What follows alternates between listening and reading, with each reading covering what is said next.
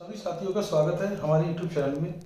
साथियों, जैसे कि हमने एक सीरीज शुरू की है रेलवे ग्रुप डी के लिए, जिसमें हमने स्टार्ट किया बायोलॉजी और जिसमें हमने न्यूट्रिशन को स्टार्ट किया था।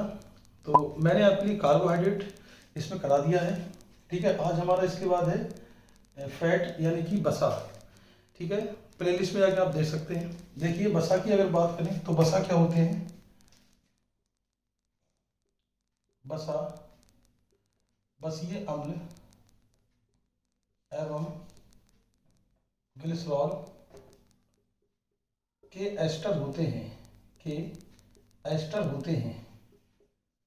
आपसे पूछ लेगा कि बसीय अम्ल क्या होते हैं, मतलब बसा क्या होते हैं। तो ये बसीय अम्ल और ग्लिसरॉल के एस्टर होते हैं। जैसे आप देखेंगे पाचन में जो बसा होता है उसका पाचन जब हम करते हैं तो किस में कन्वर्ट होता है, फैटी एसिड में और ग्लिसरॉल में, यानी कि फैट इज एस्टर ऑफ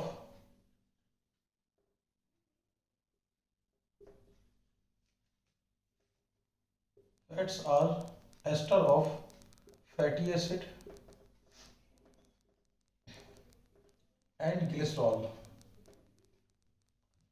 देखिए, जैसे कि मैंने आपको पिछली वीडियो में बताया था कि अगर हमें तुरंत एनर्जी चाहिए तो हम किसका यूज करते हैं, कार्बोहाइड्रेट का। लेकिन जो बसा होते हैं वो लंबे समय तक ऊर्जा प्रदान करते हैं। तो हम कह देंगे ये लंबे समय तक ऊर्जा प्रदान करते हैं।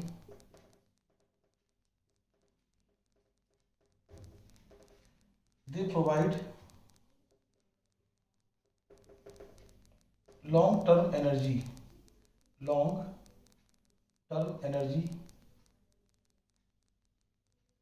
इसके बाद देखिए, सबसे ज्यादा ऊर्जा कौन देते हैं, बसा देते हैं। जैसे कि देखिए, 1 ग्राम बसा से हमें लगभग 9.3 किलो कैलोरी ऊर्जा प्राप्त होती है। तो आपसे पूछे 1 ग्राम ऑफ फैट प्रोवाइड 9.3 या फिर 9 किलो कैलोरी एनर्जी। ठीक है, हम कह सकते हैं इन्हें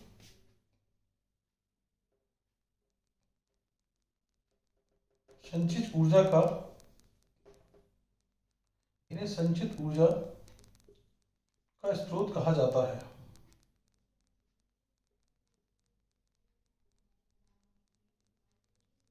मतलब they are source of the stored energy. किसका, स्टोर्ड एनर्जी। और आपसे पूछे सबसे ज्यादा ऊर्जा कौन देते हैं, सबसे ज्यादा ऊर्जा देते हैं शरीर को। ठीक है, अगर आपसे पूछे कार्बोहाइड्रेट तुरंत एनर्जी देते हैं, लेकिन लंबे समय तक ऊर्जा का सोर्स क्या है, फैट। और देखिए, भोजन में जो चर्बी वाले पदार्थ होते हैं, फैटी जो मटेरियल है, उन्हें क्या कहते हैं, बसा कहते हैं। जैसे आप देखेंगे, जैसे देखिए, जैसे आपका मक्खन हो गया, बटर हो गया, ठीक है, चर्बी वाले पदार्थ हो गए, पनीर वगैरह हो गया, इनमें क्या है, फैट पाया जाता है। अब आइए देखते हैं फैट के प्रकार। साथियों, डिस्कस करते हैं कि बसा के प्रकार। देखिए, बसा के प्रकार, टाइप्स ऑफ फैट। देखिए, एक होता है हमारे पास जिसे हम कहते हैं संतप्त बसा, यानी कि सैचुरेटेड फैट। Saturated fat. एक होता है हमारे पास असंतृप्त बसा। असंतृप्त बसा, जिसे हम कहते हैं अनसैचुरेटेड फैट। Unsaturated fat. देखिए, संतृप्त बसा की अगर बात करें तो इनका जो सोर्स होता है, स्रोत, इनका जो सोर्स है वो होता है एनिमल, यानी कि जंतु से हमें जो मिलता है। जैसे देखिए, हम कह सकते हैं मक्खन, घी, पनीर। ठीक है, ये जो है ये क्या होते हैं, ये हमें किससे मिलते हैं, संतत बसा से मिलते हैं। मतलब संतत बसा के सोर्स क्या होते हैं, मक्खन हो गया, घी हो गया, पनीर हो गया, चर्बी वाले पदार्थ भोजन में। ठीक है, ये हो गए। और देखिए, अगर हम बात करें असंतत बसा की, तो इनका जो स्रोत है यानी कि सोर्स है वो होते हैं पौधे।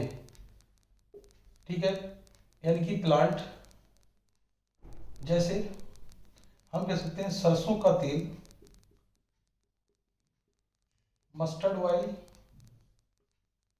मस्टर्ड ऑयल, जैसे अलसी का तेल, ठीक है, इसे कहते हैं लिंसीड ऑयल, लिंसीड ऑयल। जैसे सरसों का तेल हो गया, अलसी का तेल हो गया, जैतून का तेल, it is known as olive oil, ठीक है। अब देखिए जो अलसी का तेल होता है इसमें होता है ओमेगा 3 फैटी एसिड, इसे हम गुड फैट कहते हैं। कैसा होता है? Good fat.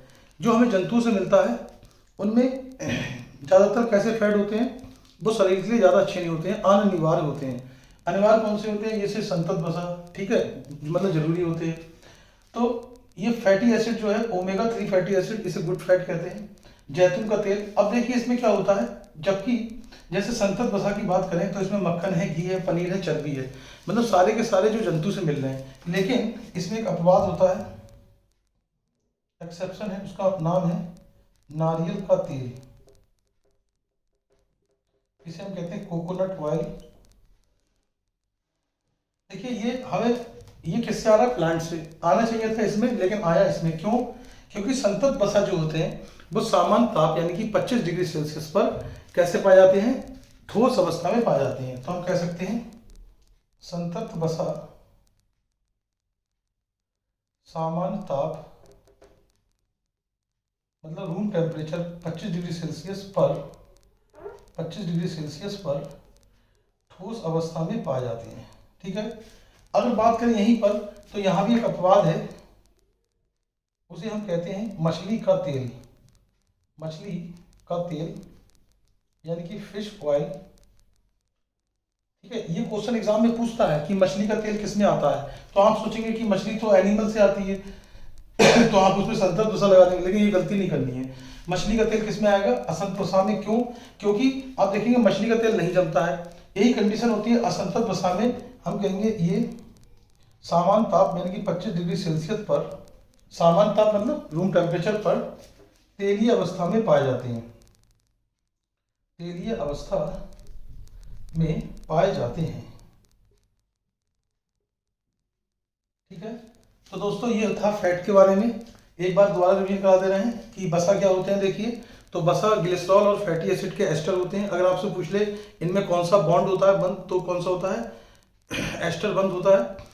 सबसे ज़्यादा एनर्जी देते हैं, 9.3 किलो कैलोरी। 1 ग्राम वसा से हमें कितनी मिलती है? 9.3 किलो कैलोरी, 9.3 किलो कैलोरी ऊर्जा प्राप्त होती है। लंबे समय तक ऊर्जा का सोर्स होते हैं, संचित ऊर्जा का सोर्स होते हैं, ठीक है। अगर प्रकार की बात करें तो संतत वसा है और असंतत वसा है। संतत का मतलब जो हमें एनिमल से मिले, लेकिन इसमें एक अपवाद होता है नारियल का तेल, जो मिलता है किससे? प्लांट से। क्यों? क्योंकि ये जम जाता है। और संतत वसा की शर्त ये होती है कि संतत वसा सामान्य ताप पर यानी कि 25 डिग्री सेल्सियस किसमें पाए जाते हैं? ठोस अवस्था में। वहीं अगर असंतत वसा की बात करें तो इनमें पौधों से मिलता है, जैसे सरसों का तेल, अलसी का तेल, जैतून का तेल, लेकिन इसमें मछली का तेल आ जाता है, क्योंकि मछली का तेल जमता नहीं है, इसलिए एक अपवाद है। और क्यों? क्योंकि आप बोलेंगे असंतत वसा 25 डिग्री सेल्सियस पर तेलीय अवस्था में पाए जाते हैं, ठीक है। अब इनके सोर्स क्या है? पौधे वगैरह, ठीक है। तो अगर आपको दोस्तों वीडियो अच्छी लगी हो तो शेयर कीजिएगा, लाइक कीजिएगा। Thank you very much. अगली वीडियो में मिलते हैं, प्रोटीन पढ़ेंगे उसमें, ठीक है। Thank you.